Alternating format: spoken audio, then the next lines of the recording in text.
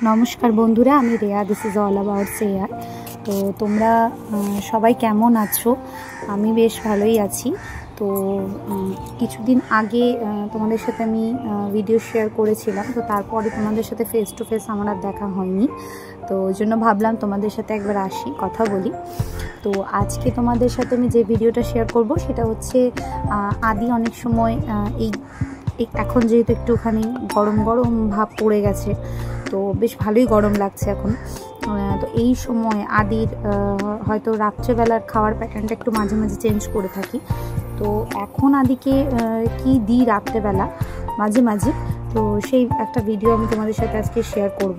মানে আদিকে আমি মাঝে মাঝে রাত্রেবেলা এক ধরনের খিচুড়ি করে দিই, তো সেটা কিভাবে করি সেটা তোমাদের সাথে আমি আজকে শেয়ার করব। কখনো কখনো ভেজিটেবলসের মধ্যে একটু চেঞ্জিং থাকে। তো ফুলকপি যে ভেজিটেবলটা, ফুলকপিটা কিন্তু আমি আদেরকে প্রায়ই দিই না বলতে গেলে।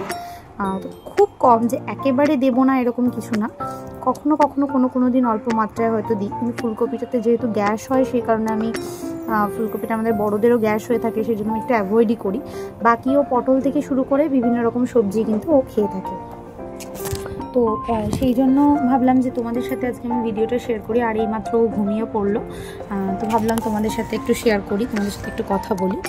তো এই তো হোলি গেল, তোমরা সবাই হোলি কেমন কাটালে বলো। আমাদের সেরকমভাবে হোলি খেলা হয়নি, তো আমরা হোলিতে সেরকম বেরোইও না, হয়তো পরের বছর থেকে বেরোবো। তো এই বছর আদিকে নিয়ে আর বেরোনো হয়নি, কারণ ওর চোখে এই দুটো চোখে একটুখানি লালচে লালচে একটা ইনফেকশনের মতো হয়েছে। তো সেই জন্যই আরও ভাবলাম যে না, ওকে নিয়ে আর বেরোবো না। তো কালকে ওকে একবার ডক্টর দেখিয়ে নিয়ে এসেছি, তো কিছু ড্রপস লিখে দিয়েছেন উনি। তো ড্রপ দেওয়া তো ভীষণ ঝামেলা করা একটা ব্যাপার, মানে ওকে ড্রপ দেওয়া মানে খুবই মুশকিল একটা ব্যাপার। তবুও কিছু করার নেই, দেওয়া হচ্ছে। ওর বাবা খুবই কষ্ট করে দিচ্ছে, এই কাজটা ওর বাবাই হ্যান্ডেল করছে, আমি কিন্তু পারছি না। তো এবারে দেখা যাক কতটা কি হয়, তো আস্তে আস্তে হয়তো ভালো হয়ে যাবে। তো চলো আজকে ভিডিওটা তোমরা দেখে নাও, কেমন লাগে আমাকে জানিও। এদিকে বিকেলবেলা আমি আদির জন্য ওটস তৈরি করছি। তো ওটসটা আমি ফার্স্টে নর্মাল জলে গুলে নিয়েছিলাম। তোমরা তো জানো আমি ওটসের সেরেলাকটা কীভাবে বানিয়ে রাখি ওর জন্য, এর আগেও তোমাদের সাথে আমি শেয়ার করেছি। আর এরপরেও যদি তোমাদের কারো প্রয়োজন হয়ে থাকে আমাকে অবশ্যই তোমরা কমেন্ট বক্সে জানাবে, আমি আবারও তোমাদের সাথে ওটসের সেরেলাকের রেসিপিটা আমি শেয়ার করব। আর এটা আদি খেতে বেশ পছন্দই করে। তো এটার মধ্যে আমি আলাদা করে আর কোনো মানে মিষ্টি জাতীয় কিছু আমাকে অ্যাড করতে হয় না। তো এই যে আজকে আদির খিচুড়িটা, এখানে আমি চাল, মসুর ডাল আর এই যে সোয়াবিন একসাথে ভালো করে ধুয়ে ভিজিয়ে রেখে দিয়েছিলাম বেশ খানিকক্ষণ। এটা জল দিয়ে ভালো করে ভিজিয়ে রেখে দিতে হবে। এই যে ডাল আর চাল আর সোয়াবিন, এটা অনেকটা জল শোক করে নিলে সোয়াবিনটা ফুলে উঠবে। তো সোয়াবিন কিন্তু বাচ্চাদের জন্য কেন, আমাদের জন্য ভীষণ ভীষণ ভালো। তো একটা ভালো মানে সোয়াবিন তোমরা বাচ্চাদেরকে খাওয়াতেই পারো। তো আমি এইভাবে আদিকে অনেক সময় রাত্রেবেলার খাবারটা দিয়ে থাকি। তো এখানে আমি জল দিয়ে ভিজিয়ে রাখলাম সোয়াবিনটা, বেশ খানিকক্ষণ এটা কিন্তু ভেজানো থাকবে, যাতে আমার সোয়াবিনটাও ফুলে যায়, প্লাস সাথে চালটা আর ডালটা এটাও কিন্তু খানিকটা ফুলে যাবে। তাহলে সেক্ষেত্রে ভিজে গেলে খানিকক্ষণ এটা পরে আমার রান্না করতে সুবিধা হবে, যেহেতু অল্প পরিমাণ হয়। আর এদিকে আমি সবজি কেটে নিয়েছি, দেখো এখানে আমি দিয়েছি কুমড়ো, আলু দিয়েছি, টমেটো দিয়েছি কুচি করে। টমেটোর বীজটা অবশ্যই আমি ইউজ করি না। আর অল্প কয়েকটা ফুলকপি দিয়েছি, আর এখানে দিয়েছি ধনেপাতা কিছুটা, একটু টেস্টের জন্য জাস্ট। তো এবারে আমি একটা কুকারের মধ্যে অল্প একটু ঘি নিয়ে নিয়েছি, দেখো আমি খুব কম পরিমাণেই কিন্তু ঘি নিয়েছি, ঠিক আছে? জাস্ট এটাকে একটু ভাজার জন্য, সবজিগুলোকে একটু খেতে স্বাদ না হলে কিন্তু বাচ্চারা খেতে চাইবে না এখন। তো এখানে সবজিগুলো আমি কিন্তু ভালো করে ভেজে নেব।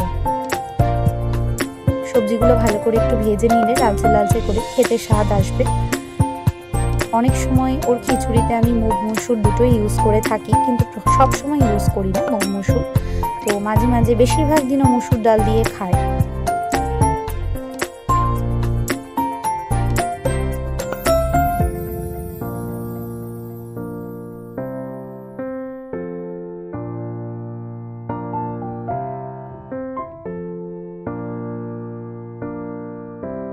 তারপরে এখানে আমি ইউজ করছি পরিমাণ মতো নুন, খুব সামান্য নুনই ইউজ করি ওর জন্য, ও খুব একটা বেশি নুন খেতে অভ্যস্ত নয়, মোটামুটি যতটুকু দেওয়া হয় অতটুকুই খায়।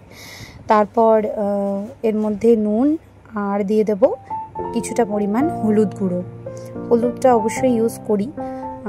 সেদ্ধ ভাত করলে সেক্ষেত্রে হলুদটা দিই না, কিন্তু এটা যেহেতু খিচুড়ি হচ্ছে তো সেক্ষেত্রে হলুদ দিয়েই করি।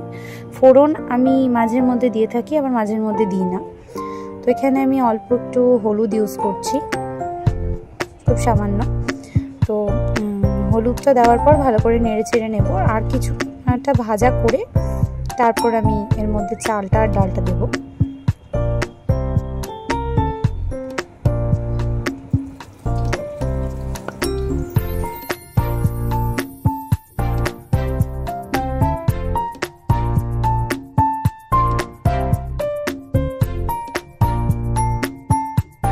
এটা ভালো করে ভাজা হয়ে গেলে এর মধ্যে আমি ডালটা যেটা আগে থেকে ভিজিয়ে রেখেছিলাম সেটা কিন্তু এর মধ্যে দিয়ে দিচ্ছি। জল শুদ্ধই দিয়ে দেবো ভালো করে। তারপরে এটা বেশ কিছুক্ষণ নাড়াচাড়া করে নেব, একটু হাই ফ্লেমে আমি ফুটিয়ে নেব। যে পরিমাণ জল আমার লাগবে সেই পরিমাণ জলের মধ্যে দিয়ে একটু ভালো করে নাড়াচাড়া করে নিচ্ছি। তো হ্যাঁ, একটুখানি লালচে কালারটা লাগছে, দেখে মনে হচ্ছে কিছু দিয়েছি, সেটা কিন্তু টমেটোর কালার। আর কোনো রকম কোনো মশলা আমি হলুদ আর নুন ছাড়া ইউজ করিনি। আর হ্যাঁ, আর সব থেকে বড়ো কথা, আমি মোবাইলের ফ্ল্যাশে তোমাদেরকে ভিডিওটা দেখাচ্ছি, কারণ যখন আমি ভিডিও করছিলাম সেই সময় কিন্তু লাইন চলে গেছে। তোমাদেরকে আমি দেখাই ফর শিওর, দেখো লাইন চলে গেছে। আর আমি এদিকে মানে ভিডিওটা করছিলাম সেই মুহূর্তে, সেই জন্য আমি আবার লাইটটা জ্বালিয়ে ভিডিওটা তোমাদেরকে দেখাচ্ছি, ফোনে ফ্ল্যাশটা জ্বালিয়ে। এদিকে আমি কুকারের ঢাকনাটা বন্ধ করে দেবো। ঢাকনাটা বন্ধ করে মোটামুটি 4-5টা সিটি দিয়ে নিলেই রেডি হয়ে যাবে ওর রাতের ডিনার। তো আজকের ভিডিওটা কিন্তু আমার এই পর্যন্তই। যারা দেখতে দেখতে শেষ পর্যন্ত চলে এসেছো তাদেরকে বলি, যদি ভালো লেগে থাকে অবশ্যই একটা কমেন্ট করে যেও, আর অবশ্যই একটা লাইক করে যেও। আর যারা যারা তোমরা আমার নতুন সাবস্ক্রাইবার হয়েছো তাদেরকে অনেক অনেক থ্যাংক ইউ। তারা প্রত্যেকে আমাকে এত সুন্দর সুন্দর কমেন্ট করছো, আমার ভীষণ ভালো লাগছে। ধন্যবাদ।